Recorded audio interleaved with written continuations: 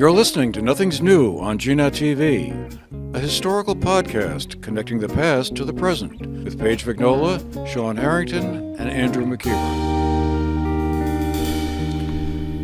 Well, hello everybody. It's Friday, March 7th. I'm Andrew McKeever, and I'm here at the GNAT studio with two of my close associates and fellow history nerds. Shawn Harrington is a curator of the Manchester Historical Society. Paige Vignola is the assistant director of the Manchester Community Library. And the three of us, let's see, we had about 30 or 40 perhaps conversations up at the library over the past couple of years, talking about historical phenomena of one sort or another. And then at some point last year, the light bulb kind of went on and we decided we should do a podcast about this. Talk about history issues that we find interesting because basically what we came to realize was that nothing is really new. And that's how we settled on the title for this podcast. Nothing's new in terms of history. There's always a through line, if you will, from the present to the past, and you can take it back as far as you want. And I guess that's sort of the core idea that I guess we'll be unpacking here and talking about as we go forward, is that things that we see today have their antecedents in the past in one way or another. Now, we're not going to be strictly speaking about current events or current history. We're actually going to be kind of taking as our starting point a period of time a little bit farther past in the nation's history, and kind of inspired by the 250th commemoration events that will be starting this spring. Some of you have probably already heard about that. The march of Ethan Allen and the Green Mountain Boys from right here in the Bennington, Arlington, Manchester area up to Fort Ticonderoga in May of 1775. Starting on May 2nd, there'll be a series of events occurring in our part of the world here in Bennington County to commemorate that, and we could talk a little bit about that. But first, I just wanted to let my two pals here on this podcast jump in. And Paige, perhaps we'll start with you because you bring an interesting perspective to what we may be talking about as we go along, because I hadn't realized the depth of your knowledge and understanding and the research you've done about, I don't know whether to call it ancient history. No, definitely don't call it ancient history. Right. I knew I was going to make a mistake there. So why don't you tell me about some of the background that you're going to be bringing to this? My area of interest is specifically Northern European medieval history. So I am more well-versed, I guess you would say, from about the 12th century until about the 15th century, English in particular history. I, however, am a bit of a geek, so therefore I tend to delve into other areas as well. Another one of my favorite areas of history would be the transition into the modern era, I guess, with World War I. But you had me delving into other areas with my research over the last week or so I do appreciate that one. Well, it was just fascinating to have some of the conversations we've had and to think about how something that happened in England in, let's say, the 1500s. There's a tie-in to the American colonies and what was going on here in Vermont in the mid 18th century, leading up to the Revolutionary War, which I guess, Shawn, is where you're going to come in here, since as everyone, I'm sure, within earshot of this podcast already knows, Shawn has forgotten more about local history in Manchester than most of us ever know in the first place. And Shawn, we'll be looking to you to kind of tell us about how things that were happening around Vermont, tie in to local events here in Manchester and Arlington, Sunderland, and wherever else. Thanks, Andrew. Well, I mean, some of that is true. I definitely have forgotten a lot of things, but I don't think so. Yeah, I mean, I think that ultimately what it comes down to is our little corner here of Vermont actually had sometimes a front row seat, but certainly we're always contributors to the greater happenings in early colonial America. We had our own issues to face with just starting with the grants, and as some of our conversations have gone, what are we going to talk about? Well, history repeats itself and all these great conversations we've had, but well, what are we going to talk about, and what areas we're going to explore, and all of that, and how does it kind of tie back even loosely to, the North Shire? I mean, I say, as a curator of the Manchester Historical Society, I generally focus on Manchester, but it's like, history doesn't just end at the town line. I mean, it's what happens out there. I mean, every action that happens out there's a reaction here, or the actions that happen here, there's reactions further out. And the whole connection with, King George, I think anybody who's, looked even going back to grade school studying the American Revolution will probably say, oh yeah, King George. Well, who was he? I mean, and honestly, I've never really looked into that, because I'm always interested in, well, what were the Patriots doing? And Sam Adams and Paul Revere and Oh, the good Ethan guys. Allen. And so this is Yeah. going to be interesting. I'm Oh, looking good forward to it. guys. That's a challenging phrase to use right there. Well, I mean, I- again, good guys depends on your perspective in history. I knew that would, I knew that would get Thugs. you about. Well, no, I mean, I was just recently in London, and it was really interesting because, people talking, it's like, oh, King George. I said, I made some kind of comment about the Hanoverian kings, and they're like, okay, well, maybe George the First and George the Second weren't that great, but George the Third was fantastic. And I keep thinking to myself, it's like, well, I mean, that may be a British perspective. I mean, that makes a lot of sense. Obviously, that's not what you read in an American history textbook. He was the tyrant. But Right. if you look at it from the other side of the ocean, there's a very different way of seeing that exchange. So how do they see him as the good guy? And I mean, wouldn't it be like I say, this guy, messed up and put in place all these taxes that got the colonists all worked up, and then they started a revolution? How does that possibly make a good strategic sense? So let's talk about that, because a lot of those taxes pre-existed before they're actually claimed to have been there, right? I mean, like, you've got the Navigation Acts that had been around for a long time, right? And those actually benefited colonial investments. I mean, it basically said, Navigation Acts basically said that any kind of trade that took place had to be on a ship that was either built by or was it something like 50% of, I'm making up the numbers, but it's a high percentage of the people on the ship had to be of British nationals, right? But that actually included the colonists, right? So that what those Navigation Acts actually did was make sure that the colonists, who were British subjects, actually had a monopoly on the trade that was coming in and out of the colonies. I mean, not a monopoly extensively, obviously, because British trade could come through as well. I mean, so those things existed, right? I mean, that famous tea tax had existed with the Navigation Acts. A lot of those taxes had been in place a long time before, but because of, we'll call it civil strife that may have been taking place in Britain, they hadn't been enforced. So they'd been on the books, and it was only the enforcement of them that kind of brought it to the forefront. From a British perspective, there was some really great colonial propaganda getting people all kinds of worked up over things that had already been in existence. Gets more and more complicated all the time. But, Shawn, I was thinking, one of the things that's been fascinating to me as I've kind of dug a little bit into this as we've gotten into the 250 commemoration, I really didn't have a good appreciation for the extent to which the Revolutionary War was almost a secondary conflict for a lot of people here in this area, at least in the years leading up to the start of the revolution in 1775. The real problem was this whole question of the New Hampshire grants and the New York grants, and the fact that here in Vermont, it was being claimed by both, well, I guess they were colonies at the time, but would eventually become states. And the people who lived here were kind of caught between thinking that they owned the property, but it was because of Governor Benning Wentworth in New Hampshire. But then the governor in New York was saying, no, that's mine, and I'm giving it to my friends. Right. Well, I mean, that is certainly one of the narratives. I mean, Benning Wentworth was appointed. He was a royal governor of New Hampshire, and he was appointed in 1741. In 1749, he started writing grants, for which the area is now Vermont, and actually for a long time we were known as the Grants. So he starts, to a large extent, most of the people who received the grants, land grants, say for instance in Manchester, those people never came here. I mean, it was a lot of friends or people he was trying to curry favor with. They were given these grants or the 100-acre lots, and then they turned around and they sold them without ever stepping foot in here, stepping foot in Manchester, I should say, or probably any other parts of Vermont. So And that worked out kind of fine, 1750s, 1760s, and then 1761, which is when Manchester was chartered, and I think Sunderland was chartered 1761 in Arlington. You know, and he just kind of went up and down the state.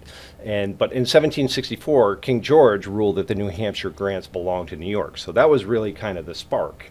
Now, why did he do that? I'm not actually, to tell you the truth, I don't know. Is that anything that you know? That's not Paige? something that I know of either. No, why he Yeah. would have selected one or the other. No. And that's what really started a lot of the issues going on, and whether or not it was, did he make a ruling? I mean, as I remember, I think actually he was probably, New York was trying to curry favor, New Hampshire was trying to curry favor to get him to say one way or the other, which is why, when Wentworth actually started naming all the towns, are all named after, friends of the English court, I guess is the best way to say it. Might have And- had something to do with money, perhaps. I mean, 'cause, Imagine, does history No. repeat itself? nothing's ever new. Yeah, right. No, I'm just wondering because Does history 1764. repeat itself? That would have been right at the end of we call it the 7 Years' War, the French and Indian War here, the 7 Years' War in Europe.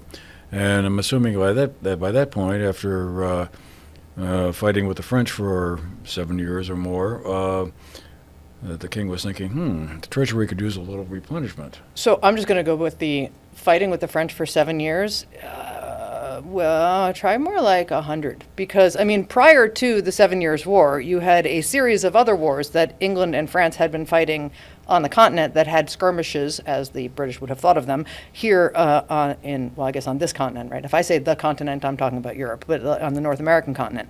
So, I mean, between 1689 and, even before the 7 Years' War began with 1754, you already have 4 major conflicts. You've got King William's War, you've got Queen Anne's War, you've got Drummer's War, and then you've got King George's War.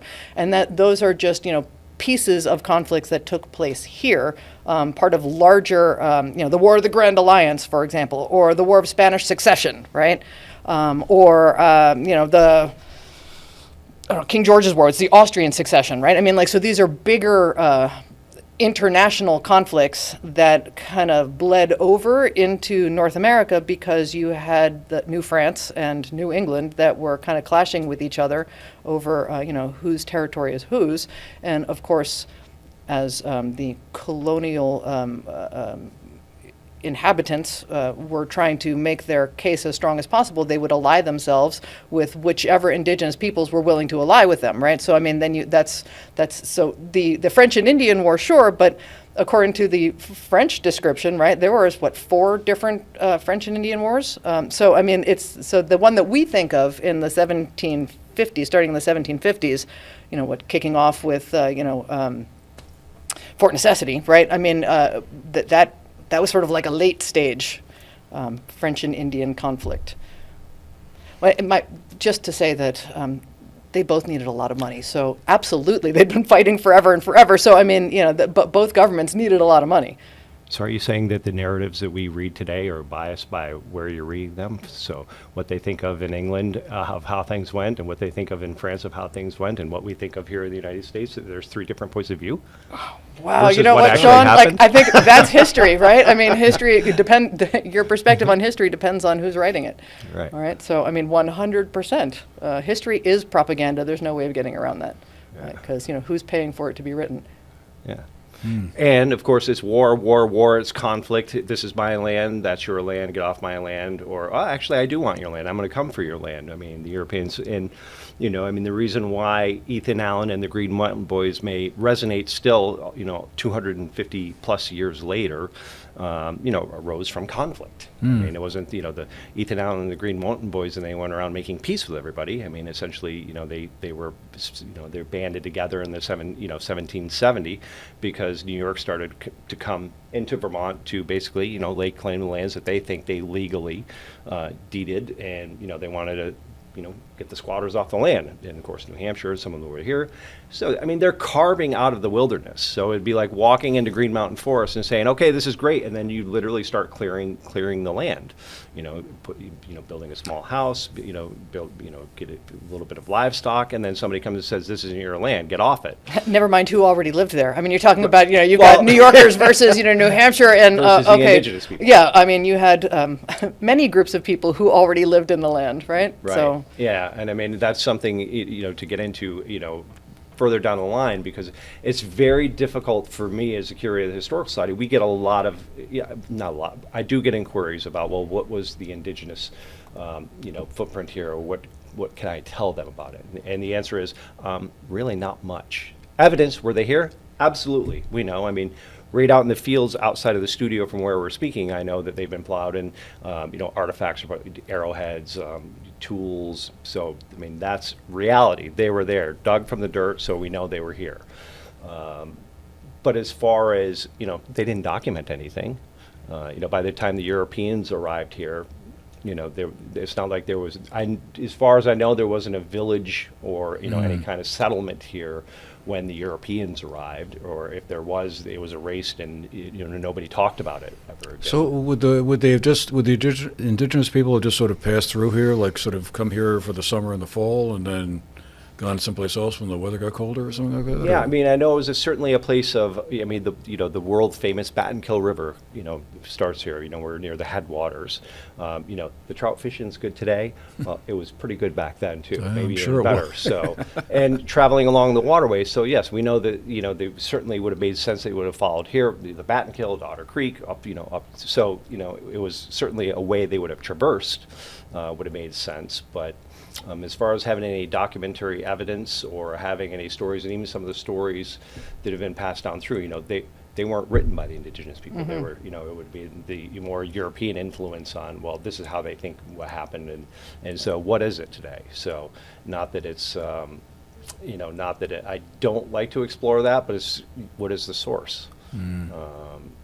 I mean, of course, most of history is hearsay, and a lot of it is, written by the victors, so to speak. So, what story do you want to hear? Yeah. Yeah, exactly. Well, it's just interesting to me to think about, because as we go, well, for most of us, I know for me it was certainly this way as I was coming up through elementary and middle school, high school.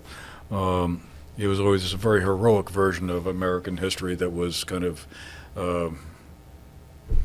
handed out. I'm trying to think of what the right word is to say here, but that was what we read, was that, this very good version of how we came and brought prosperity to the land and all of that. And then you start digging into it and realize it's a way more complicated situation than just, good things happened and were followed by more good things. I guess again, to come back to this point about the grants and the conflict between who owned the land. Do we have a sense, Shawn, as to what the local sentiment was like here? I mean, I drive down 7A and I see Tory Lane. They're heading off into parts of Arlington. So was that like an indication that maybe 50% or more of, let's say, area residents were thinking, I don't want to have a revolution. I'd rather just settle whatever little problems we have, but keep the big picture intact. Well, again, I think you're getting into history is written by the victor. So certainly the turncoats, the loyalists, the Tories, however you wanted to loyal to the crown, they were villainized. In history, at least the written word history that I've read, right? As you go back, it's it's certainly more subtle and definitely a lot more complicated than that, because they were all English subjects and they were fighting over the land. It was English subject versus English subject. Back in the 1770s when the Green Mountain Boys were put together, it was basically the New Yorkers. I mean, they didn't care whether they were loyal to the crown or the 13 colonies or the Continental Congress. They just had this is my land, this is my farm. Get off my land, or don't come and try to take my land. And so who was what was the sentiment like? I think people were just generally, they were here to work. They were trying to carve out a living. And I mean, taxes were a part of life then, as they are today. And who it gets paid to and how much and who you have to pay. All of that would have all been modern life. But again, this was frontier land, basically, 1761 through 1770. It's not, driving up Route 7 or the Ethan Allen Highway, as it's so called. It was trails through the woods, essentially, and not even fully surveyed when they started settling here. So they weren't really worried about what was happening with King George. They were worried about how we got to get ready for the winter. You know, we have to get ready. I mean, these are the, you know, what are we going to eat? You know, these were the, you know, the things that people of the early settlers of Manchester, you know, or Bennington County in general were facing. And so the loyalty part, and when it comes back, because there were people, I mean, when it came time to choose sides, you know, there were certainly those who were affluent in our community who, you know, basically became loyalists, you know, William Marsh, Jeremiah French, you know, just to name a couple that are, Samuel Rose. Samuel Rose's farm is literally just almost across the road from where we're sitting. And, you know, why did they, you know, remain loyal to the crown? Well, I mean, that's what they grew, you know, that's how they grew up, you know, for king and country. And they were, and, you know, the people who were, you know, basically starting the revolution, you know, they were viewed as troublemakers. Now, who would I have decided with? I couldn't even possibly tell you at this point. Well, I mean, you make a good point, though, Shawn, right? I mean, somebody who is living in an area, living off the land, are they really going to be interested in what the greater geopolitical atmosphere is, or are they going to be concerned with what does it look like and what are you doing to me and my farm, right? I mean, so it's, who cares what George III thinks if I can't eat this winter, right? I mean, it makes a very little difference to the average individual. You know, there's a reason why it's the people in power who start wars typically, and not the individuals. And just you know, just how news travels. I mean, for instance, so you know, when you look back, you know, I mean, Lexington Concord happened on April 19th, 1775. Okay, so that gave, you know, as news spread across Massachusetts down into Connecticut, you know, Fort Ticonderoga was a known entity. They knew there was a British garrison there. They had cannon, which would have been very helpful to whatever upcoming conflicts would be happening. Benedict Arnold, the name that, you know, speaking of loyalists and traitors. He was one of the good guys in the beginning. You know, so this is kind of, you know, setting the plate for, you know, what we're going to be commemorating, you know, this year in May of 2025. You know, they were trying to get to Ticonderoga to, you know, basically take the fort before the British garrison that was there even knew it had happened, that there were hostilities now. So you think about that. And today, I mean, you know, somebody, you know, says a word, you know, across the ocean, and we know it real time. And, you know, that's not the way it was, because, I mean, you know, April 19th, 1775 is the, you know, the shot heard around the world. And then we have, you know, May 10th, 1775 is when Ethan Allen, you know, captures Fort Ticonderoga. And the British commander there didn't even know that the war had started. Didn't even know. But the irony of that, though, is that in coastal towns, it was considered probably from about 1700 on, like you're talking a high-speed internet equivalency with information, because the number of people who were coming, well, at that point in time, the early 1700s, it was mostly Scots as opposed to English because of the Act of Unification in 1707. But so you have more people coming over in larger amounts. So information was traveling between the continent and the North American continent at much greater speeds than they had been at any other point in time. And so at that point in time, with, you know, the rise of immigration, so to speak, you also have the rise of news. And so people are getting a better sense of, well, this is what's going on in Parliament, right? We didn't know what was happening, you know, for months and months and months and maybe even years at a time. But now we have ships coming over and trading that is happening so much more frequently that it becomes sort of, I mean, the 18th century equivalent of high-speed internet with the amount of information that travels. So, I mean, while for our perspective, it is very slow, from an 18th century perspective, those information was coming in fast and furious. What if they had social media back then? Holy mackerel. That would have been crazy. Paige, you know, it's funny. I was talking earlier, I was thinking, you know, what did Great Britain see as the big advantage to having colonies here? Was it economic primarily, or did it feed sort of this more imperial sense of being the strong man of Europe or whatever? Was it, or maybe a bit of both? I think it's definitely both, right? I mean, so it depends on which part of the colonies you're looking at as to whether or not it's an economic boon, right? I mean, obviously the southern colonies raised more revenue. I mean, in particular, I think the West Indies was like the largest funding, that funding is the wrong word, but I mean the most revenue that the British Crown was getting out of the newer colonies. Of course, they were, basically killing people off by the hundreds of thousands because they were importing people as slaves, working them to death.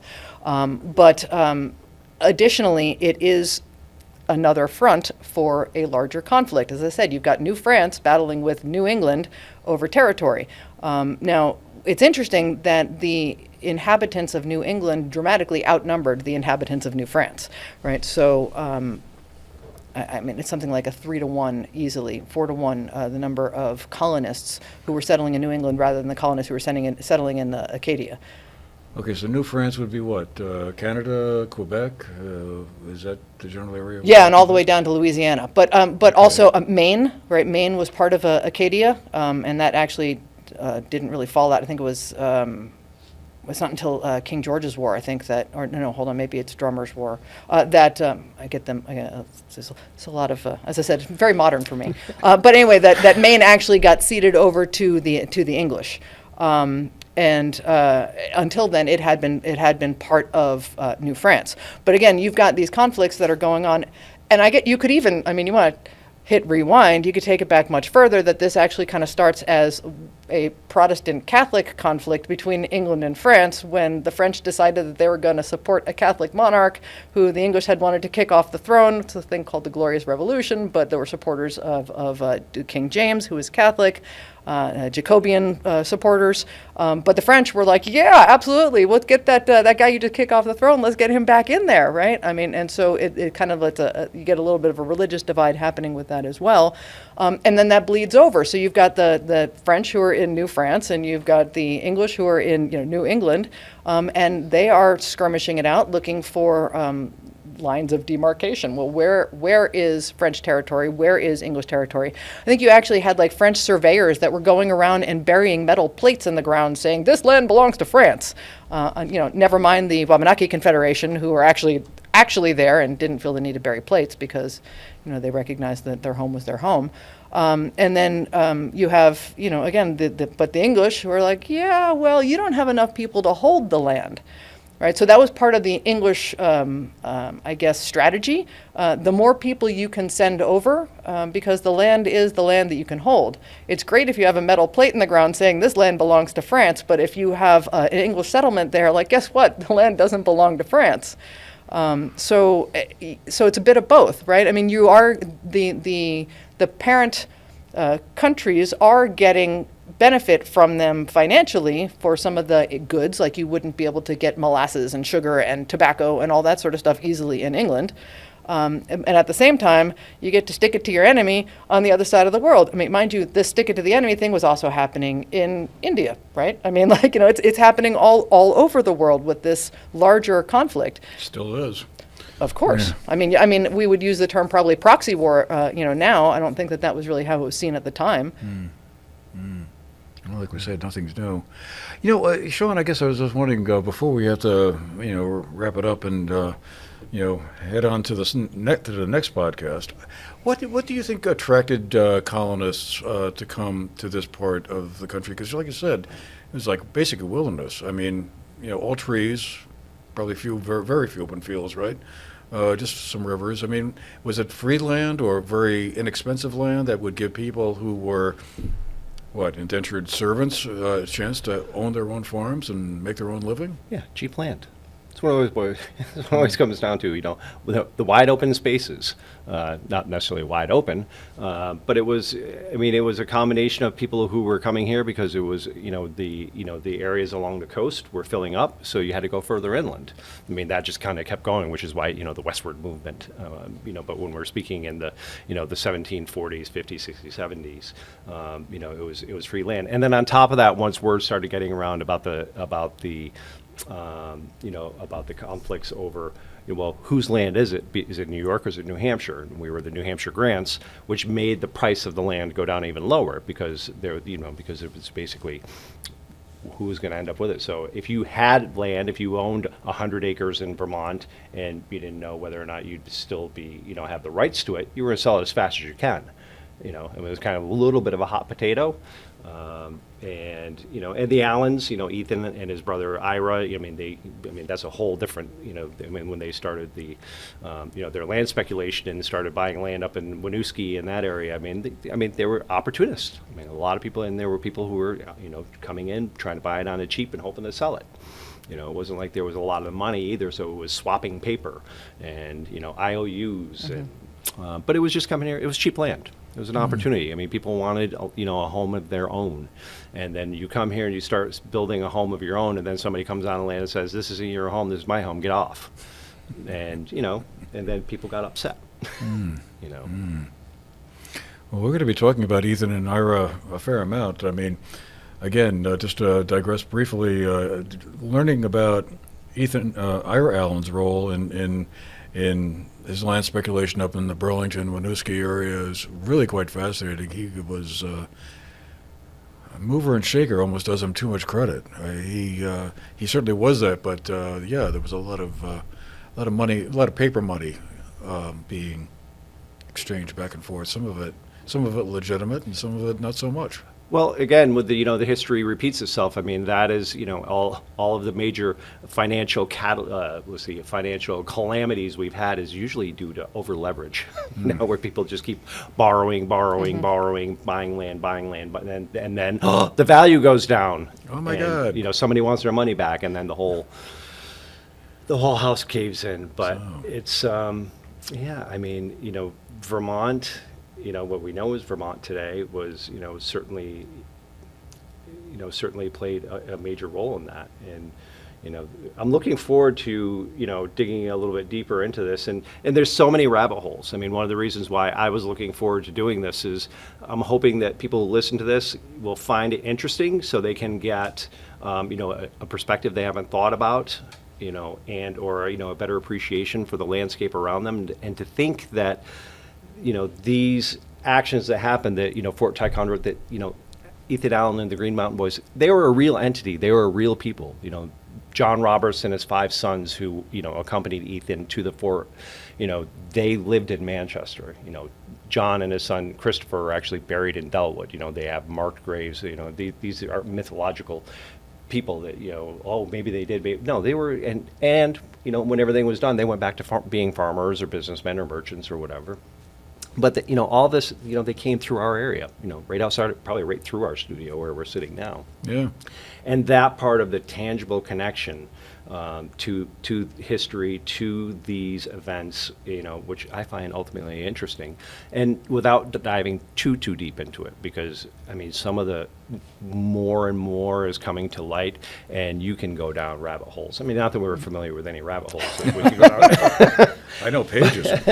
But I wanted this to be, I'm looking for this to be enjoyable, and I hope that, from elementary school to senior citizen will be able to listen to this and comprehend what we're talking about, and maybe stay awake for it. Shawn, just to jump on something that you said just a minute ago that I think super important, right? I think a lot of people forget that history is actually real people in real time, right? We just happen to be looking back on it, right? And so it feels, sometimes it feels like it's, stiff and boring and whatnot, and like, oh, well, this must have been it. There's no way that this could have happened any other way than the way that it actually laid out. But it really comes down to, well, this is a decision that somebody made.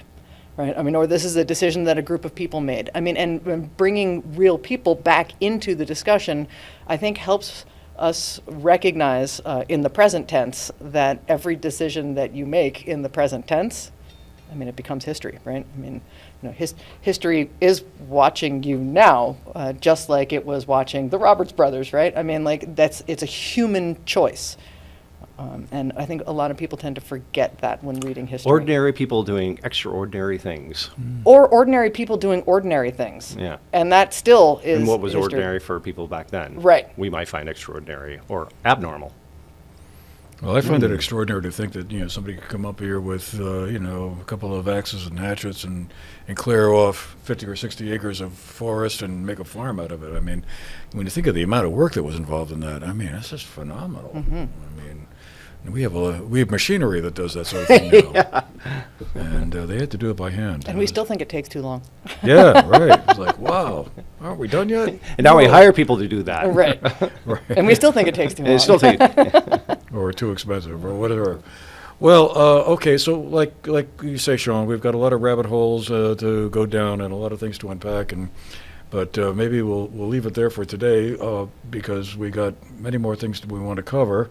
I'll just sort of say, kind of in closing, I know many folks listening have probably already heard about the 250 commemoration, but there really is going to be some exciting events going on from Pownell to Manchester, and I know just to close this out, Shawn, on May 4th in Manchester there will be a couple of events happening.